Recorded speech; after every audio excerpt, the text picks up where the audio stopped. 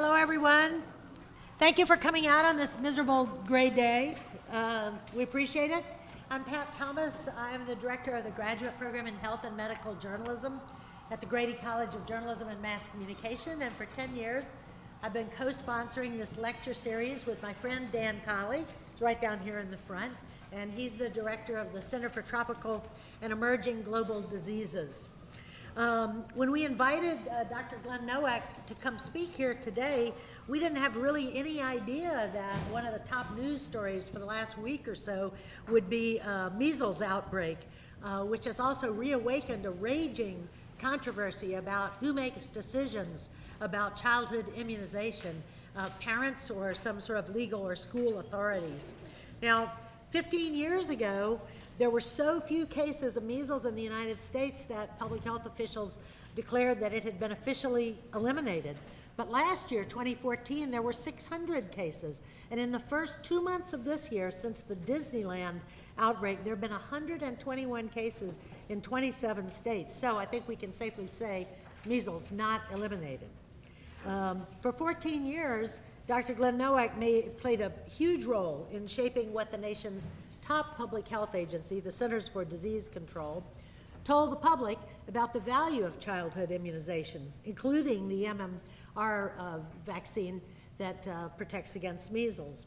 He taught here at UGA before he took on this big role at CDC, and fortunately, after he was tired, I guess, of running interference for CDC executives, he came back to us, where he now heads the Center for Health and Risk Communication, and I'm really delighted to be on the same faculty with him. He teaches journalism students, advertising and public relations students about health communication, risk communication, consumer behavior, and how people process information.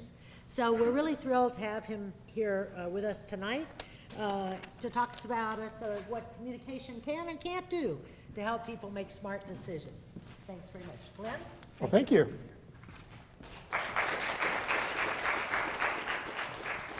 And thank you for coming out tonight. As a former Wisconsinite, I can well tell you that I don't miss this weather. I go back in summer rather than in winter. As Pat mentioned, I was at the faculty at the University of Georgia for 9 years. Then I went to work for the Centers for Disease Control and Prevention. I spent about 6.5 years as Director of Communications for the National Immunization Program. And then I spent about 6.5 years as Director of Media Relations for CDC as a whole. And so I thought what I'd do today is draw upon all those experiences, not specifically focus on vaccines, although I do a lot of vaccine work even today. I try not to get myself stereotyped or pigeonholed too much in the vaccine box, although I do quite a bit in vaccines. But I thought it'd be more fun to kind of broaden it, and we'll try to weave in measles and other things throughout. And we'll start with.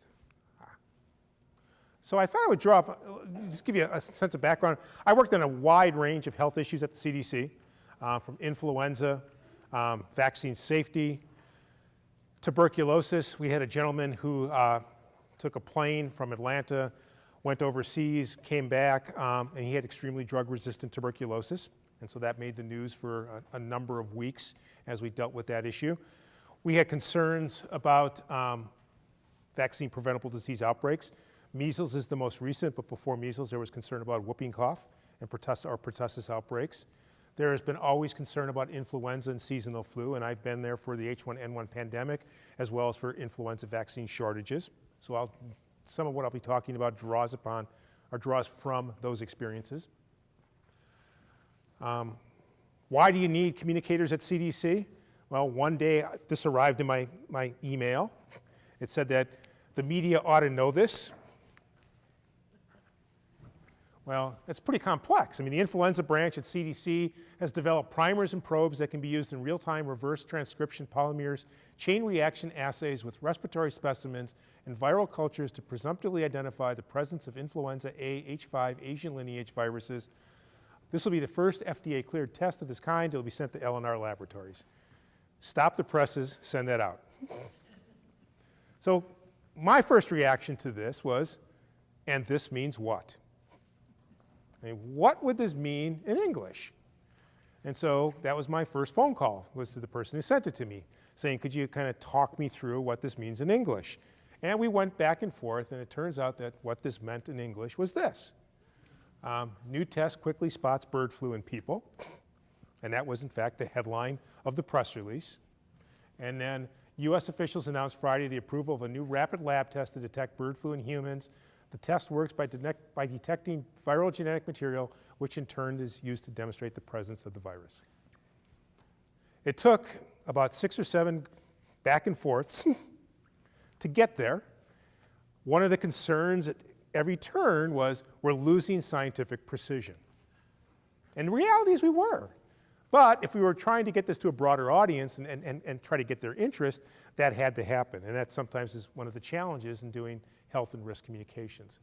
As Pat alluded to, there's been a lot of health issues in the news recently. These are just a smattering of the ones that I've noted in the last probably 2 months. We had Ebola. We had Ebola in the US. We had measles, the spread of measles in the US. We have had a flu season that has been pretty bad. We've also had a flu vaccine that has not been very effective against the strains that are circulating, which is a communications problem if you're at the CDC or you're an advocate of influenza vaccination. Recently, there were reports that even if you watch your diet and exercise a lot, that might not be enough, that you're fighting genetics. And so all the advice about diet and exercise for some people, even if they want to do it, it may not be enough in terms of battling weight. And then a couple days ago, there was a story in the New York Times about we're not paying enough attention, we're not worrying enough about accidents or unintentional injuries, and they are like the 3rd leading cause of death in the world. And so trying to get attention for things that hurt us. So my first key message is this one, is that it's important to do communications. We want to have good communications, but it's often much, much harder than people envision, or much harder than they would like it to be. I often got called into meetings on a very contentious issue and was asked, so what's our message going to be? As if we could just find the one message, send it out, and everybody would be okay. Rarely happens. For a lot of things, there are different audiences, there are different values, different beliefs, and they're all looking for different things. And so it's very rare that one message is going to accomplish everything, but people who don't do communications often would like to believe that that's how it works. So I wanted to start by talking about some of the difficulties when it comes to doing communications. And I've always loved this picture. I've never seen this highway. Although during construction season, it seems like you're near this highway. And the first challenge is one I've just alluded to. It's this one. Why do I have to communicate?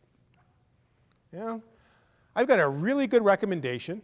It's based in sound science. It's really something you should do. Why don't you just do it?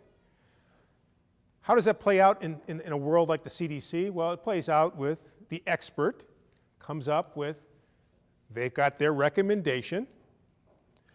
And they often feel really confident about the recommendation because it's grounded in science and there's a consensus among others that it's a good recommendation. So it's not just their hand on the recommendation, it's the hand of a lot of people.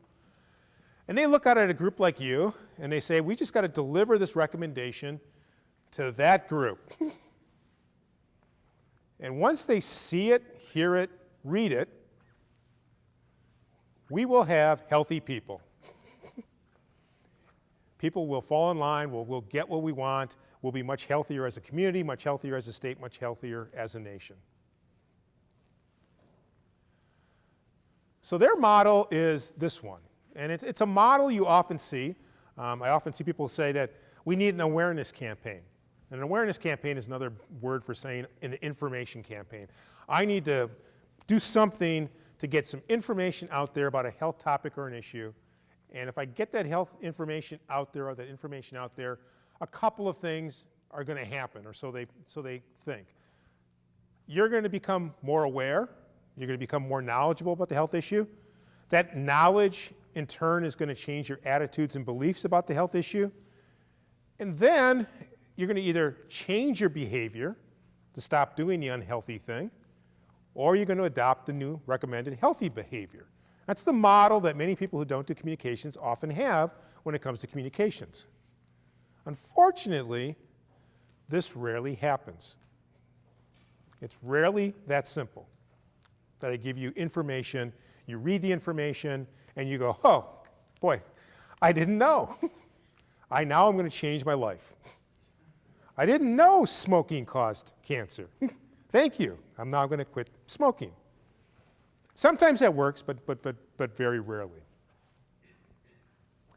A second communication challenge I often found when I was at CDC or working with scientists and doctors was how they viewed people like me, how they viewed communicators. Their model was, whether it's a scientist or a policymaker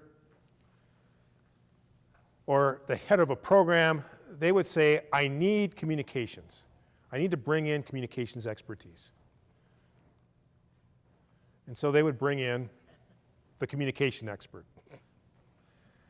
And they would look at us as having expertise, some kind of a method, and there's lots of methods, and typically you've got these kinds of things where the communication person comes in, does some research, uses the research to figure out what are some possible messages, how can we position this, we might test it, we figure out what channels or what media to use to put our messages in, we figure out who the spokespeople should be, and then knowledge change, attitude change, and behavior change happen. That's what they envision. So they often think of one of the big things we bring to the table is compelling messages. And if you're a communications person, one of the things you always have to be mindful of is one of the reasons you're in that room or you're working with those folks is because they do want better messages. They want strong messaging, and that's the role you need to be able to play, is to help them on that side. Now, again, one of the challenges they often think of, you'll come up with the one magic bullet message that will work with all people. Their view is that you'll then take those messages and you'll shout them out to the target audience. You'll use social media because everybody's using social media, so you better have some social media in your campaign because they know social media is out there. They still believe in the traditional media, so they think they'll have stories about this in traditional media. Again, they see not a diverse audience, and so when a communication person looks at an audience, they often see the diversity and the wide range of possible views and demographics. Oftentimes, scientists and doctors and others who don't do communication on a regular basis, they see everybody as kind of the same. You're all targets, and I just got to hit the target and you'll change your behavior. So, much different worldview. But they see the communications person as leading to success, and when that success happens, not only will I have changed your behavior, but it'll be a story in the media as well. The media will be like, wow, look how great that government program was. Let's do a story on the people behind it. Even though that rarely happens, scientists and doctors like to think that that does happen quite a bit. And then Brian Williams, you hope that the guy in the media is actually telling the right story, the true story. He's not embellishing the story. So that's another assumption we make as viewers. And then comes the applause. You did your job and you're ready for the next health issue and your next success story. So that's how scientists, doctors, epidemiologists often view the world of communications. It's quite simplistic. A lot of assumptions about how easy things are. Messaging and messages. People do realize that a compelling message, a relevant message, a message that speaks to you has a high probability of impacting you, or a higher probability of a message that doesn't have those characteristics. One of the challenges in the world of health and public health is that everybody wants to rush out and do some communications and often forgets one of the critical first steps is this, is thinking about, what is it are we trying to accomplish? Now I want to rush to, let's do a PSA campaign, or let's start doing posters, or let's go to social media, let's try to go viral. But you have to step back and figure out what is it you're trying to accomplish. And when you have that conversation, a lot of times what you find out is that they're thinking really broad. They're thinking that they want to achieve some very big outcomes. They want to reduce the number of deaths from this disease, condition, or illness. They want to reduce healthcare costs. They want people to live longer, better lives, fewer people with health-related disabilities. They want to accomplish a lot of really big things. And that's all fine and well, but you're talking about a single campaign, or in some instances, little more than a press release. And it'd be great if a press release could accomplish those things, but it's highly, highly unlikely. And so then you have to talk a little bit further and say, well, let's talk more about what could this campaign do in terms of trying to move us toward those kinds of outcomes. And that gets you these kinds of things, where you can say, is the point of this campaign to have greater knowledge among a group of people about this health issue? And if so, why is it important they have that knowledge? What are they supposed to do with it? Is it greater adoption of a program? Is it positive publicity? Is it more money or resources for our program? Is it continued adoption of a behavior? What exactly is it that you want to achieve with your campaign? Now, what do you think the number one answer is? Anybody care to venture a guess? How many would say number one, the first bullet? Greater knowledge or awareness? Okay. How about the second one? Greater adoption, use of a program, a service? Okay, couple. Positive publicity, positive media, buzz. Yeah, quite popular. More money, resources, funding for our program. Yep. And then continued adoption or use of the program. It's a trick question, because what you get back is all of the above. So when you have these conversations, people say, I want my campaign to do all of those things. That's what I'm looking for. And again, it may or may not be feasible. It may be one or two of those things. Oftentimes, you're talking about the third one, which is generating buzz or positive publicity.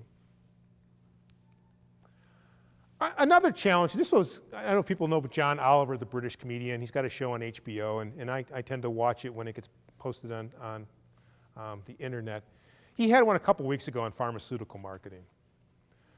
A really good look at pharmaceutical marketing, but there was a couple things in there that I think he highlighted that are worth keeping in mind if you're in public health and you're trying to impact a public health issue.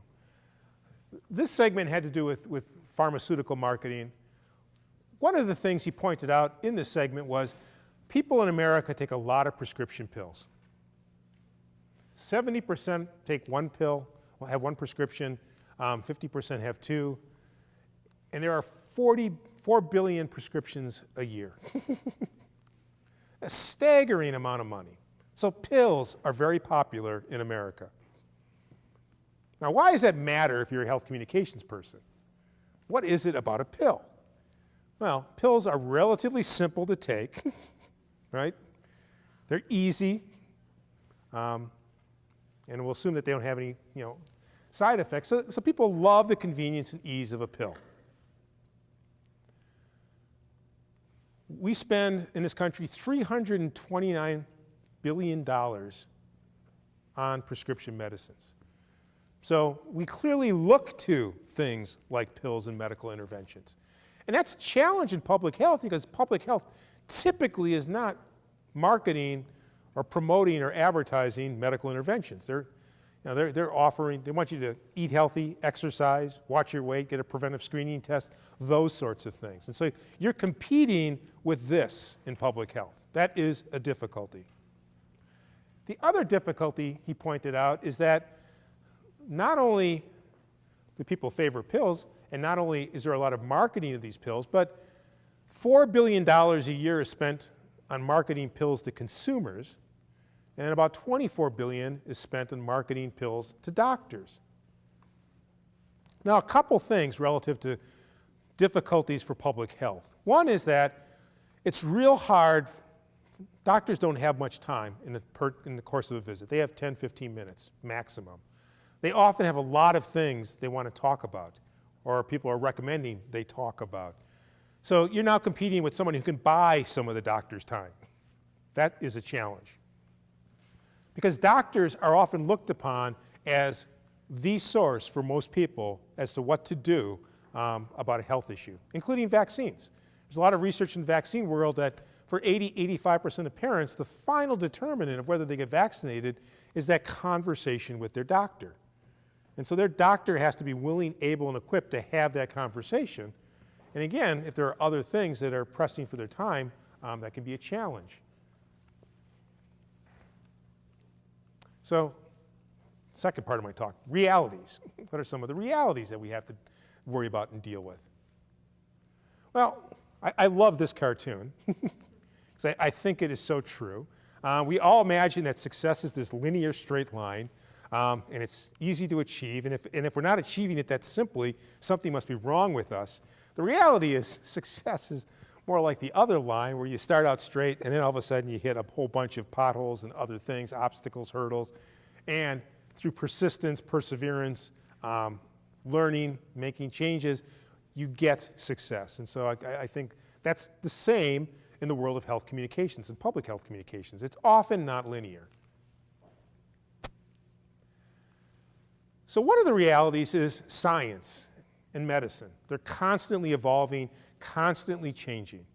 And that can be a huge source of confusion for the public, for reporters, for policymakers, because we would like to think, as much as scientists are always reminding us that science is about uncertainty, science is about trying to disprove what you already think you know. Despite saying that, most lay people, most reporters look at science and expect it to be fairly consistent and not so much changing. Good example of this, I don't know if people saw this recently. For years, telling people, watch your cholesterol, watch your diet, take steps to lower your cholesterol through diet, avoid certain foods. And now an advisory committee has come out and said, well, you know what, not so much. Now, what was interesting about this story, and I think this story has a number of good examples, and so one of the things that's been highlighted is eggs. Eggs were a bandit in this early on, and now they seem to be exonerated. But what struck me as I read this story was a couple of quotes. The first, the committee is not reversing the advice about the risks of having high LDL cholesterol, that's still a bad thing. Now, that's a really tough communications challenge, because people are being looking at the, hey, I don't have to worry about my cholesterol. I can eat whatever I want. And they're not actually saying you don't need to be worried. What they're saying is that the diet doesn't have as big of an impact, and the foods you eat aren't as significant as we thought they were. This is still a health issue. But if you looked at many of the headlines, that sort of got lost. Another point is it said that we're making this change because there wasn't definitive evidence to tell the average person to reduce how much cholesterol they consume. And so there wasn't enough specific information. So we were giving you this advice, but we actually didn't have a really good basis for giving you the advice. Now, as bad as that sounds, it gets worse. This person says it's the right decision. We got the dietary guidelines wrong. They've been wrong for decades. Now, if you're looking for trust in health authorities, public health officials, medical authorities, this is going to reduce your trust. Because if they've known for decades, it begs the question, so why didn't they tell us sooner? And these kinds of stories do have an impact on other health issues and other recommendations, including vaccines and immunization. Because those people will remember these things and say, I know you tell us that the vaccine is safe, but you told us our diet affected our cholesterol level, which affected our health, and you were wrong for decades, and you admitted it. So that's a problem. He noted only 20% of a person's blood cholesterol, the levels measured with standard tests, come from diet. The rest comes from genes, a pretty sobering number. We told people not to eat eggs. It was never based on good science. And you should still avoid fatty foods. And so, again, kind of an odd thing. Again, you're trying to get out a couple of different messages. The diet stuff doesn't matter in terms of bad cholesterol, but the diet stuff does matter in terms of other things, like diabetes. Now, that's going to cause some people, I'm sure, to say, well, how can you be so certain it's linked to diabetes. CDC had some issues earlier this year. The vaccine, the flu vaccine effectiveness, 23%. Again, that has challenges going forward because next year trying to persuade people to get an influenza vaccine, often what you'll find that they remember is this. They don't remember that people who got the vaccine, some of them did benefit. What they remember is 23% effectiveness. There are news media realities that you have to deal with. The news media are constantly looking for stories. Health issues like measles come in the news, and they can be in the news for 6, 7, 8, 9 weeks. And they can dominate the news, and they can make it hard for other health issues to get news media attention. The news media do favor certain things. They favor conflict, controversy, and differences. They favor having a human interest angle. They favor looking at stories that involve change. They like to have a local angle, and that's important. And so that does play a role in figuring out how to communicate about health and science. Another reality is we all need to be mindful of our assumptions. What are some of the assumptions? One of the biggest assumptions that people run into is this one. If we offer it, they will come. And it's often based on this notion that the commercial marketers are so smart. And look at their success. And how come we in public health can't get the same kind of success? I mean, they do it all the time and they're always successful. And so I would always point out, well, not always. You can't buy Cheetos lip balm anymore. Now, if you think about it, I mean, it doesn't seem like a good idea, but they must have had some basis for thinking it was a good idea because it required marketing capacity, a production plant, packaging, those kinds of things. Wild potato chips, which were going to help us lose weight because they were coated with an oil that made them indigestible. It turned out that oil caused other health problems, digestive problems, so they didn't last. And then Colgate, a really smart marketer, very successful in toothpaste. They actually tried frozen dinners. Yeah, why not? I mean, we make toothpaste. And so the point is that it's not just if we offer it, they will come. And you see the same thing in the world of public health. People gravitating toward apps. If we only had an app, or let's build an app. The last estimate I saw, there was like 80,000 health-related apps. And so you have to market apps, and then you have to get people to use apps. H1N1 vaccine. We thought at CDC there'd be overwhelming demand for this vaccine. And there probably would have, but the vaccine didn't arrive when it was primarily needed. It arrived after it was primarily needed. And not surprisingly, as a result, there wasn't as much demand. There was a lot of excitement, and there still is a lot of excitement about HPV vaccine, because this vaccine can prevent certain types of cancer, including cervical cancer. But the assumption was that this would kind of sell itself. And that hasn't been the case. I was at a meeting last week, and one of the doctors there pointed out that there's a new HPV vaccine that's about to be recommended. It basically adds 5 more strains of protection. And again, he had the same belief, was that this is going to sell. It's got 5 more strains.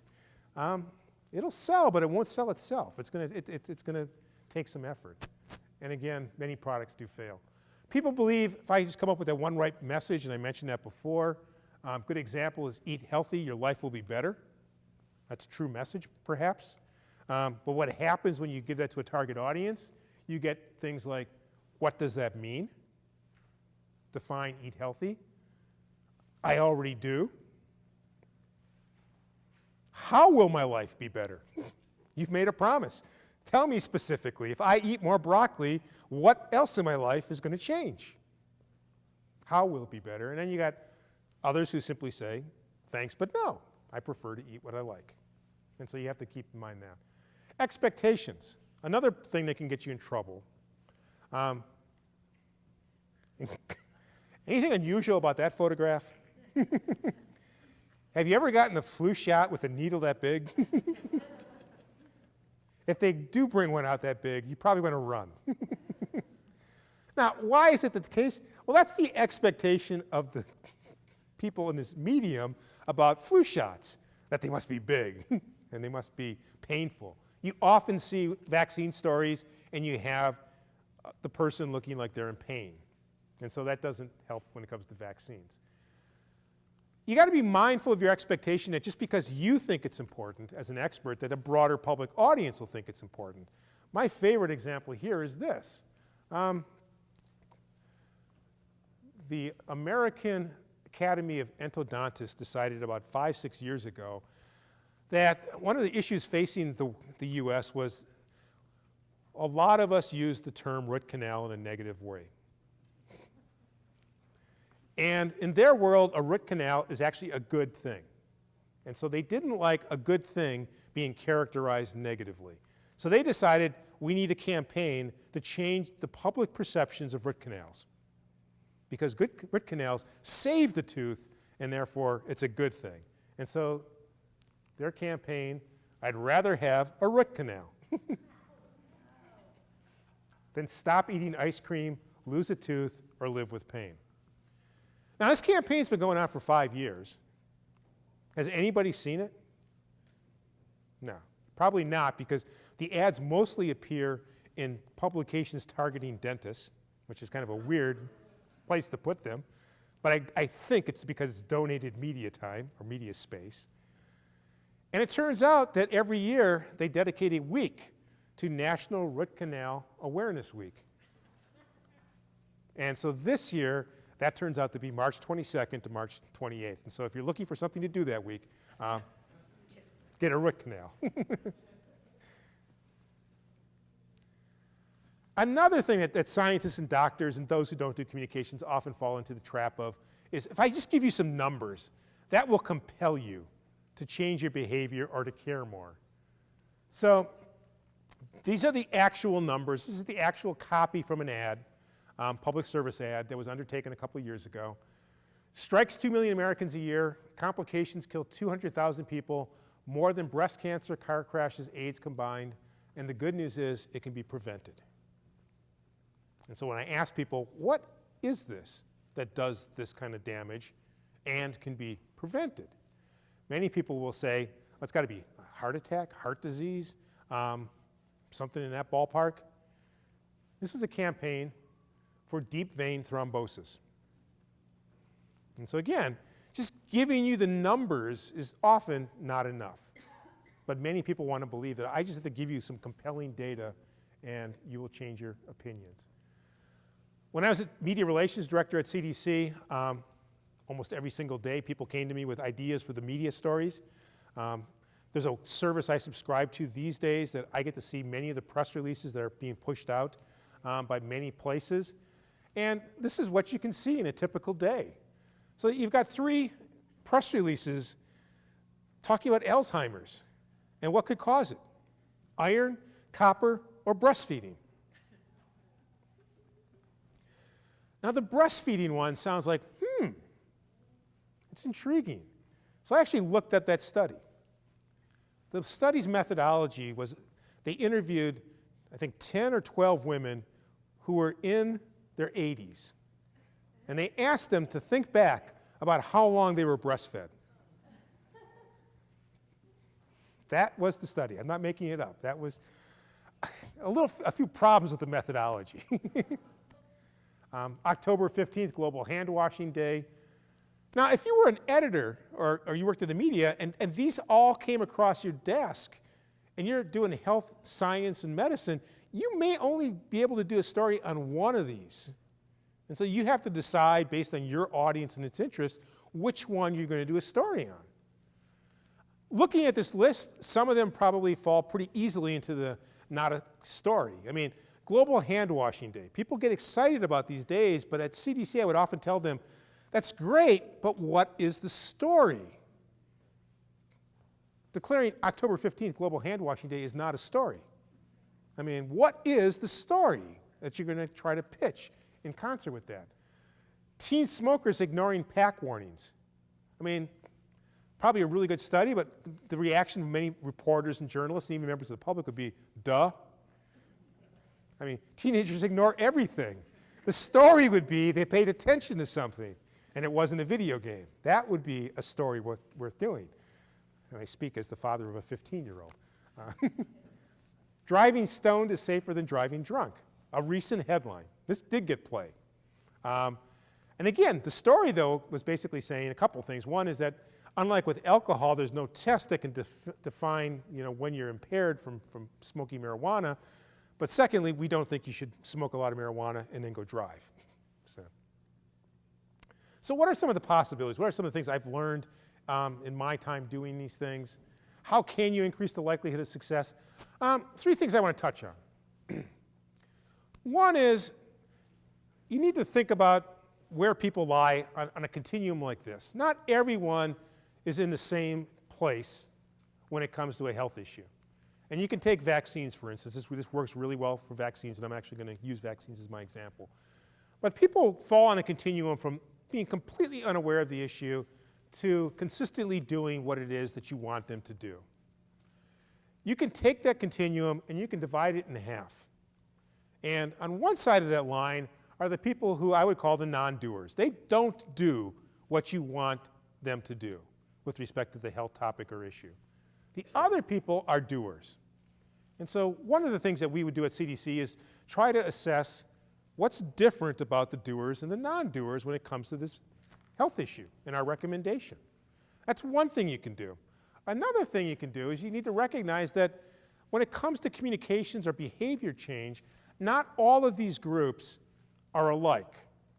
In fact, there are vast differences in terms of how easy or how hard it is to impact some of these groups. And so, for instance, if you want to have a high probability of communication success, focus on the people who are unaware or the people who sometimes do, and try to get them to do it more often. In the world of vaccines and immunization, one of the things that's been done recently is the CDC and others want adults to get vaccinated according to the adult schedule. The current research shows that 85% of adults don't even know that there is an adult immunization schedule. So you could focus on that group. Then there are 2 groups that are really hard to impact. The disinterested, because they're disinterested. They are not interested. They could care less. And you have to somehow make them want to care. The other group is the people who have actively declined or refused. In the world of vaccines, there are a small percentage of parents who decline almost all or all vaccines. They are adamant refusers. Oftentimes, they have a completely different set of medical beliefs and science beliefs. They may not believe that bacteria and viruses exist. And so, again, you've got a difficult communications challenge because they don't believe it. Other people, it's a part of their value system. And so you'd have to actually change how they view the world. Really, really hard to do. As I mentioned, the world of vaccines, we want this to be the case, that everybody says we love vaccines, we understand vaccines are the greatest thing since sliced bread. That's unfortunately not the case. What the case looks like is this: strong vaccine acceptance, active vaccine refusal, and then, as I mentioned, some people just don't know that they should get certain vaccines. But you can actually go further, and you can segment it even more. Some people refuse all vaccines. Most people who refuse vaccines only refuse 1 or 2. And you can look at that. And often the vaccines that they refuse are things like influenza vaccine. Some people are hesitant, but they get vaccinated. Some people are hesitant, but they delay. And so you can use that kind of a model in terms of your communications and your behavior change planning. Another one that I really like came from 2 doctors, a husband and wife team. And they actually said, when you look at us as medical consumers, we vary on 3 dimensions. Some of us want as much medical intervention as possible, maximalists. Some of us want as little as possible. We're minimalists. Some of us are believers in mainstream medicine, and some of us are doubters in mainstream medicine. And then finally, some of us like lots of technology. We want the machines, the drugs, and all the other stuff. Others, not so much. They're more into natural healing. And so they said that that's how you need to look at the world of medical consumers. And in fact, I've done work where you can actually map this on vaccines. And so you can take that model, and you've got this group of parents who are unquestioning acceptors. They often are real believers in mainstream medicine. They often favor technology, and they like technology. There's the cautious acceptors. They move a little bit, they believe in mainstream medicine, but maybe not so much the maximalist view, more moderate, more in the middle. You've got the hesitant at the intersection of all those things. You've got the late or selective vaccinators, and then finally you've got the refusers. And that's a lot of how the research currently shows things lay out. Another thing that can help you succeed is viewing the world through the eye of your target population. Seems easy to do, but many organizations actually view the world through their lens. And they say, I want you to do this because it's good for you. And so they've got some behavior.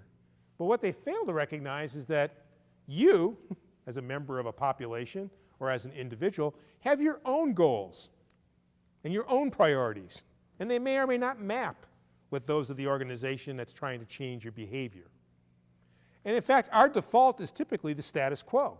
We're pretty happy with where we are. We don't want to change or be changed. So organizations know enough about communications to say, well, we need to do these things. We need to have some facts and data. We need to explain. We need to make it kind of easy for us. Now, that's what we need to do, our communications campaign. And they do that, and guess what? It doesn't work because it reinforces you to keep doing the status quo, which requires change, which doesn't require change, and they want change. So to be successful, what you have to do is flip the world. You need to bridge that gap, and you do that by looking at the world through the eyes of your target audience. What are stories that they will find compelling, meaningful, relevant? What are messages that they will find meaningful, relevant? What are benefits for them? Why should they do the behavior? What is going to resonate with them? What's in it for me? If you're targeting me and you want me to do some behavior, what is in it for me? It should be one of your primary considerations. And then you have to make it easy for me to do it. Because if it's going to be hard, or if there's barriers to me doing it, chances are I'm not going to do it. And so if you do that, you can bridge that gap and increase your likelihood of success.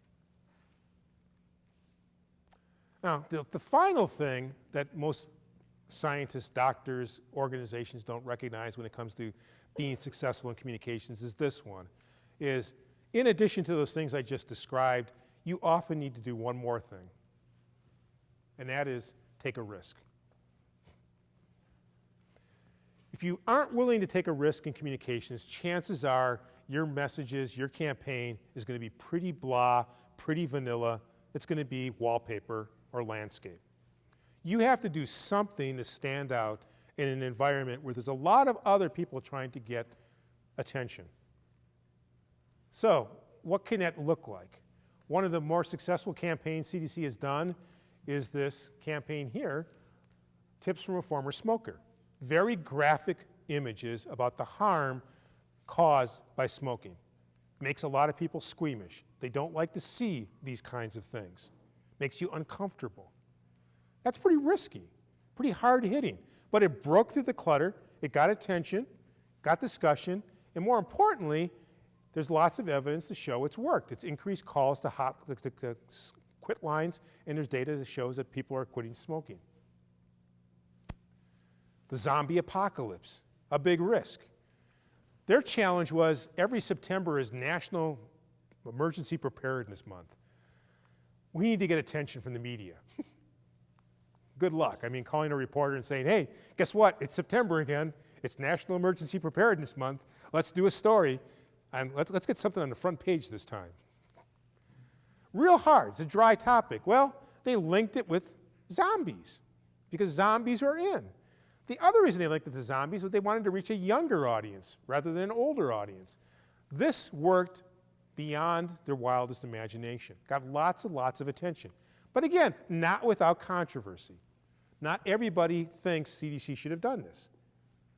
And so that they probably could have gone further, but there were constraints because not everybody was comfortable with the risk, but it got them a lot of attention. One that caught my eye in December was the state of South Dakota. Don't jerk and drive. Taking a heck of a risk. The campaign was targeting drivers, primarily during the winter months when the roads are snowy and icy, and people would oversteer or jerk the wheel. And that would cause the car they'd lose control of the car. And so they had some PSAs showing what happened. The car would tumble and get hit by another car and blow up. They did a press conference to announce we're launching our Jerk and Drive campaign. They showed the PSAs. They showed all the materials. They knew it had a double meaning. And in fact, one of their primary target audiences was younger men, because they tend to be the ones who oversteer. So they also knew this would get buzz and go viral. So that was all part of the plan. Well, the day after their press conference, they had to announce that they were withdrawing the campaign because some senior legislators thought that it was inappropriate for a state agency to do a campaign like that. And so it got nixed and it got pulled. But they took a risk. I mean, they knew they had to break through the clutter. And again, they probably had to take it to that point because if they'd brought the idea up earlier, it would have been stomped on and people wouldn't have let it go. They thought they probably had a chance if they could show you, here's what it would look like. Now, the biggest one I've always liked is Dumb Ways to Die. I don't know if people have seen Dumb Ways to Die. Dumb Ways to Die is a really brilliant campaign. And it took a huge risk. And it was done by a metropolitan transit group in Australia. I don't know how they got it through the government approval process. This would never have succeeded at many of the places I've worked for any number of reasons. But anyway, Dumb Ways to Die is a 3-minute long video, and it features animated characters. And in the first 2.5 minutes or so, they die in a lot of pretty silly ways. Some of them are possible ways, like sticking a fork into a toaster. Some of them are ways that you would never put yourself in, which is taking a helmet off in outer space, and the head explodes. At about the 2.5-minute mark, what happens is you see 3 scenarios involving trains. A person crossing through a train track when the crossing's down and getting hit by the train. You see a person jumping on the track and getting hit by a train. You see a person chasing a balloon onto a track and getting hit by a train. And then the music ends, and you see a statement says, "Be safe around trains." Now, when I first saw it, I thought, there's no way this could be effective. It took you 2.5 minutes to get to images about the train. And then you didn't actually know it was for certain it was about a train until they put that tagline up. But it turns out this is actually a really brilliant campaign because in the first 2.5 minutes, you're letting your guard down. You're watching this, you're enjoying the music, you're enjoying the animation, you're watching a thing take its helmet off in outer space and blow up. It's got a really catchy chorus that involves Dumb Ways to Die. And by the time the train thing rolls around, you now have realized that there are a lot of dumb ways to die. And then the train thing is put in a context where I can actually do something to avoid that. That is a dumb way to die that I can actually avoid. I don't need to drive around the train crossing. I don't need to jump after something onto the track. I don't need to stand too close to the ledge. And so that is why I think it works. It lets people's guards down, people aren't defensive, and they're empowered. And it turns out that it won a number of awards, at 28 awards at the Cannes Lions International Festival, 18 gold awards, 50 million views on YouTube, and that was as of about a year ago. It's probably now way beyond that. People did spiffs and riff-offs of it called Dumber Ways to Die, and they let them use the music. The whole campaign cost $500,000 for the animation and the song rights. And most importantly, at the end of the day, 21% reduction in accidents and deaths since the campaign began. And so a huge risk. It was never meant to be anything but viral, and it went viral, and it got a huge audience. If you ever have a chance to go watch it, it's a really fun 3-minute long video and very powerful. So my final message, my second message is that there are ways you can increase the likelihood of communication success. Know your assumptions, watch your expectations, look at the world through the lens of your target audience, make things resonate, understandable, doable, have a benefit or reward for doing it, take a risk, and all those things will increase your likelihood of communication success. Now, you can also add vitamins, and the vitamins would be resources, repetition, and partnerships, and if you do that, you even further increase the likelihood of communication success. So, yes, thank you for coming.